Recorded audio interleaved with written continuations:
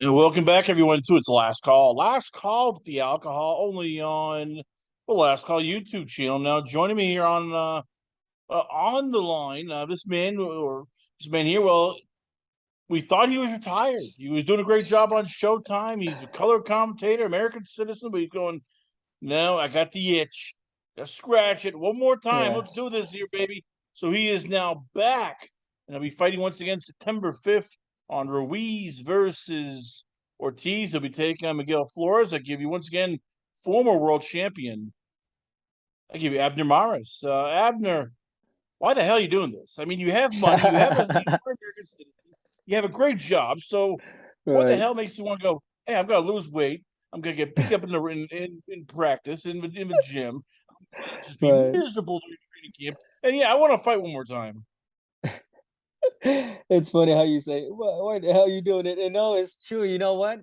You know when you think about doing something and you just think about it and you want to do it and it sounds so easy, like, oh, I wish I could drive that fast car, but it's not that simple. I wish I could go to Mars. Wish I could, do many things that sometimes it's impossible.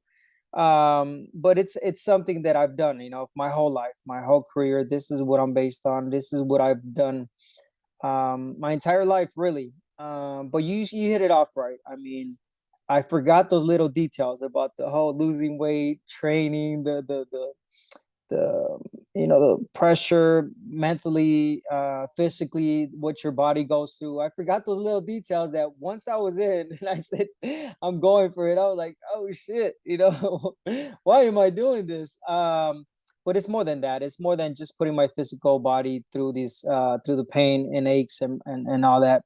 It's more of a pride thing. It's more of an honor. It's more of a going out on my shield. I've been saying this, and this is exactly what it is. I want to go out on my shield. I don't want to be remembered as the guy that left because he had an injury, suffered an injury, and that was it. No, I am an accomplished fighter, thank God. I did what I did, three division, four-time world champion, ex-Olympian.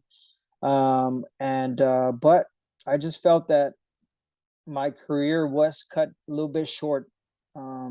And I just want to give it a try, see where my body is. I know it's been a long time. It's been 4 years and a half to be exact. And to a lot of people, to normal people, that is a lot. That is a lot, 4 years and a half. But I gotta be honest with you, my body has been responding well. I've been sparring nothing but 18, 20-year-old kids, and honestly, they bring life back to me because they're they're the future. They're energetic. They're full of life, and to be holding my own and doing sometimes better than these kids, says a lot. So those are my reasons. That's how I feel, and I can't wait. When did you get the itch?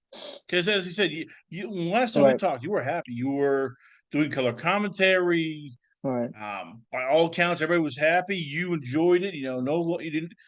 I'm guessing your days you get to go. Hey, I just got to go. I got to do my little media stuff, and then I can go Hmm. home and hang out with the kids, hang out with the wife. I can go to the beach. I can have a nice dinner and not have to worry about draining myself. Like when did you get to? Right. When for you was like the moment where it's like I got the itch. God damn, I can't get rid of it. I got to go back. I got to go back. I just have to go back. Right. It has to be. Well, it was when Tank fought Barrios. I believe that fight was at the Barclays Center. I was calling that fight obviously, and it was there and then. When I saw Tank and Barrios come out of their dressing rooms, and to think, it just hit me like, man, I was going to fight this guy once upon a time.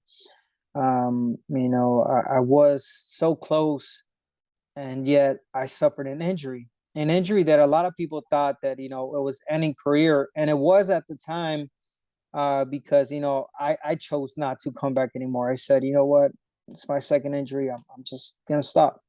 But my doctor always gave me hopes. Actually, my doctor always said, you know what, if you want to give it another try, let's go for it. Your redness attached, it looks good. Because I've sparred in the past, and I've gone back to see my doctors, and he says, hey, it's holding up great. So it was then. It was then when I felt the itch. It was then when I made my decision. It was then when I made the call. Did call Al Heyman. I did call my people. I called everyone. And I said, "Hey, I wanna fight again." So it was a process. It wasn't just, day and night. It was a couple of a year and a half to be exact, process, where I had to go through commission doctors. Um, I had to do it the right way. It wasn't based on my name or anyone around me. It was just really going through the procedure and getting the approval of the California State Commission, which I did. I passed with flying colors, and here I am. I'm putting my body back to this through hell, like you mentioned, and but at the same time, I feel alive again. I mean, when we talk about, I'm gonna get a little bit deep here. We saw Danny Garcia last weekend. He talked about mental health issues. People don't know what we go through. I spoke about it a little bit with Brian Custer at his show about the depression that you go through. The mental strength, the mental weaknesses, everything that people talk on social media, how they put you down. I mean, it's a lot sometimes. They see us up in the ring and they think, yeah, we're tough, we're warriors, but sometimes, it gets to us.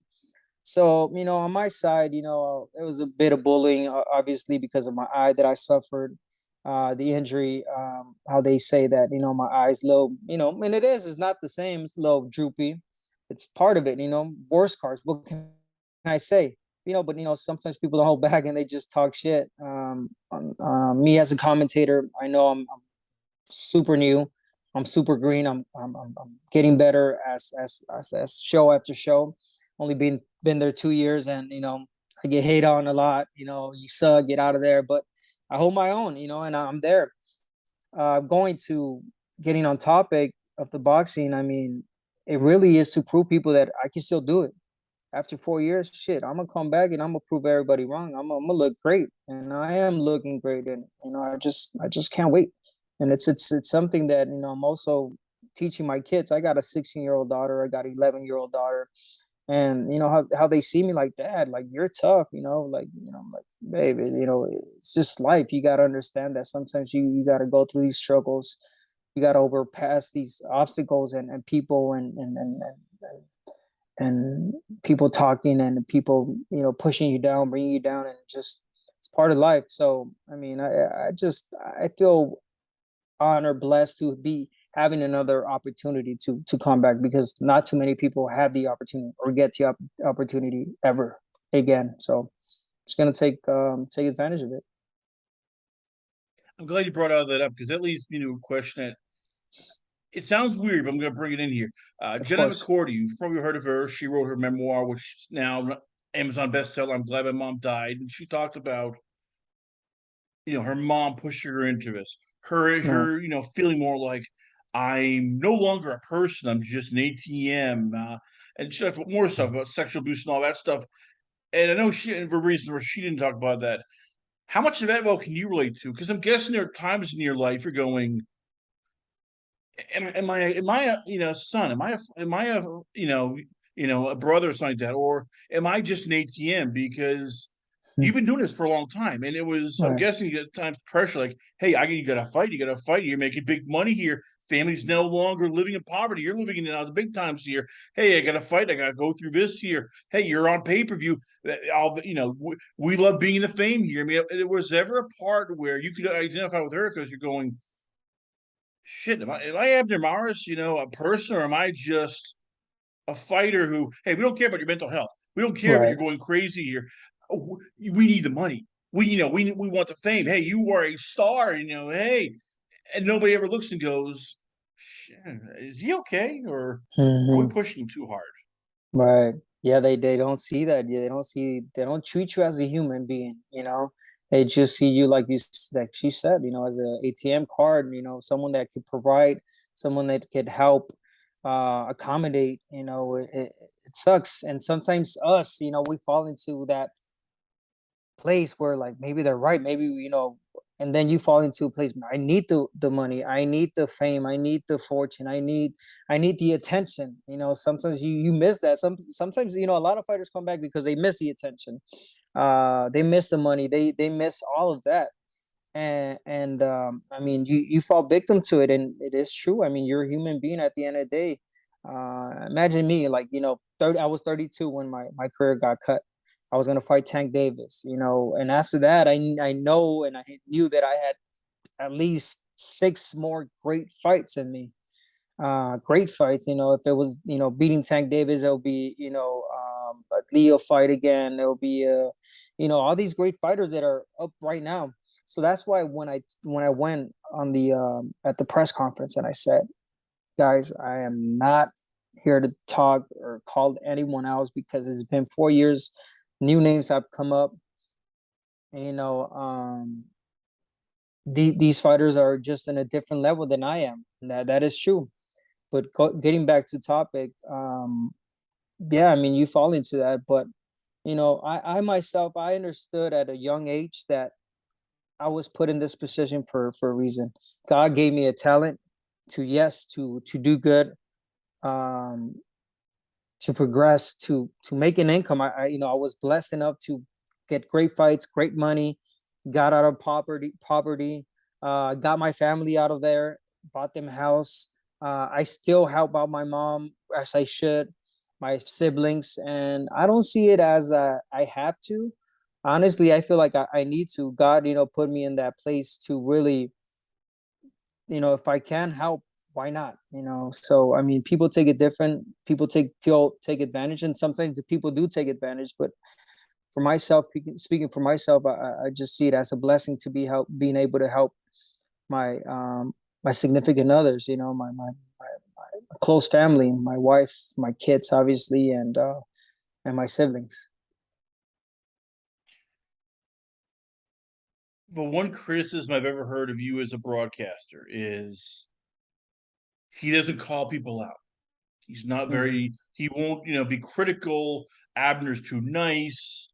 Hmm. How much of that is because of, either the potential comeback or that you knew a lot of these guys, or as you said earlier with Omar, you know exactly what they're going through. So for you, is it tough criticizing them when you know deep down, like, yeah, Omar's not fighting well, but I know he's going through like a mental trauma. He's got to back off. Or yeah, look, I know that Deontay Wilder is looked like crap. You don't know what's going on with his kids and everything. Like for you, how tough Yeah. is it criticizing fighters when for you you're still close to a lot of these guys, whether it's been Right. training, whether it's going through the amateur ranks, whether it's been just running the same circles in the PBC. For you, how tough is it to be critical when one, it's going to get back to them and you don't want to piss them off Right. because you're friends of yours. And two, it's you just feel wrong, just bashing them when we don't know the full story and you know a lot more than we do.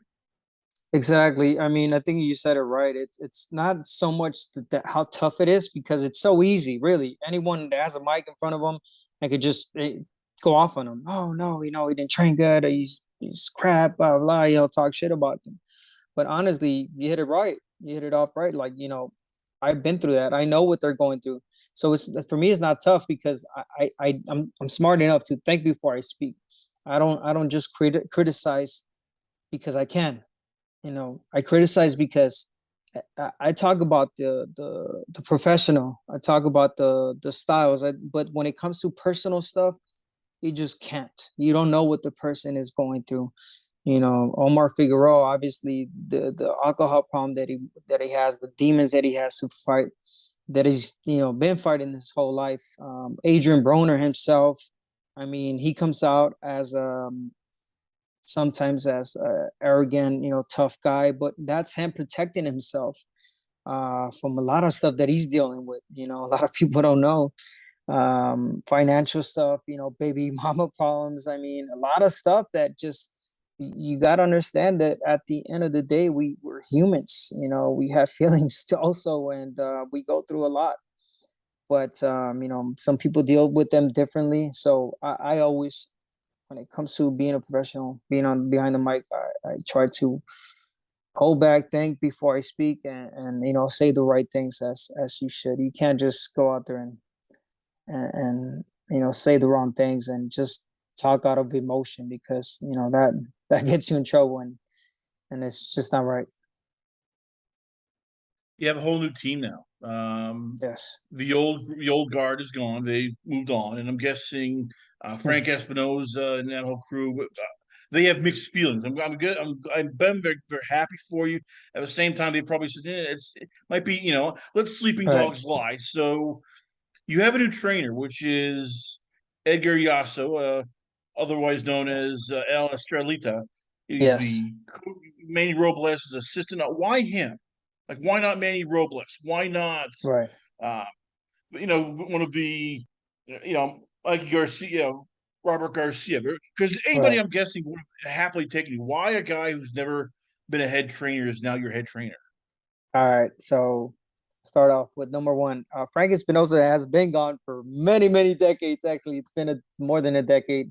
Um, he was gone when I moved on from Golden Boy to PVC, and that was about 13 years ago, if not more.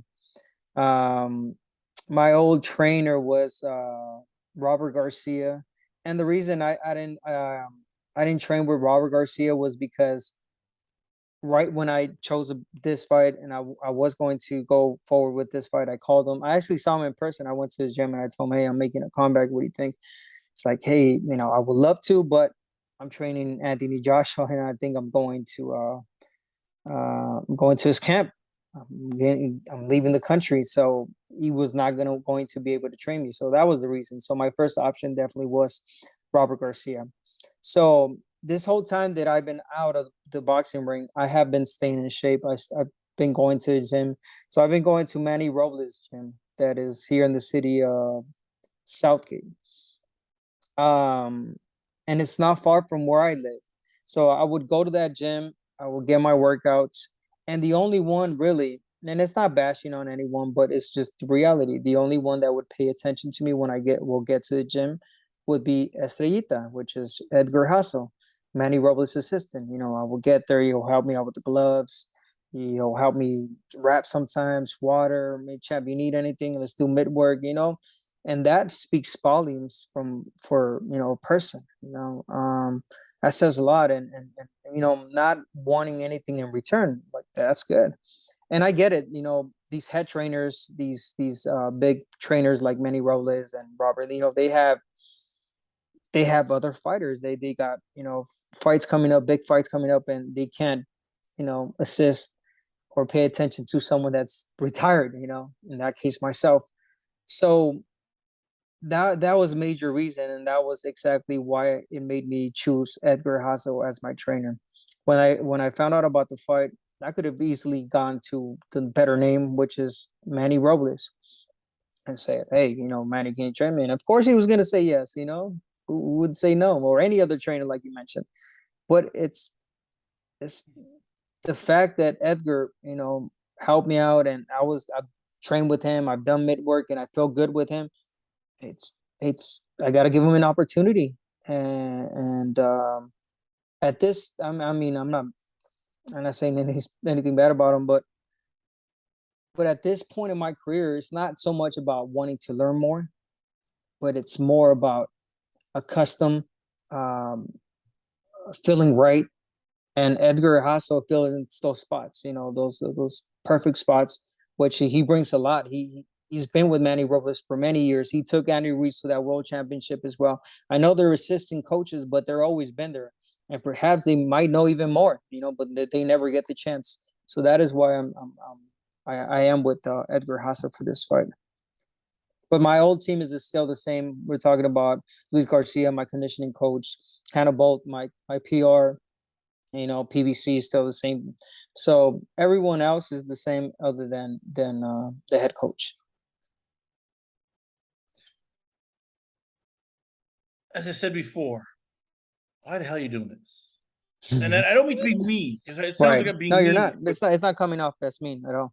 because And I don't I'm take getting it. I right now. If you don't take it want, you want, offensive. And I'm gonna be honest with you. I don't take it offensive when people question or have mixed emotions, because I mean that is the right question to ask for someone that's been gone for so long. I mean that's just the right well, it's not just that. question to I ask. mean, let me jump in quickly because I'll finish the whole sentence.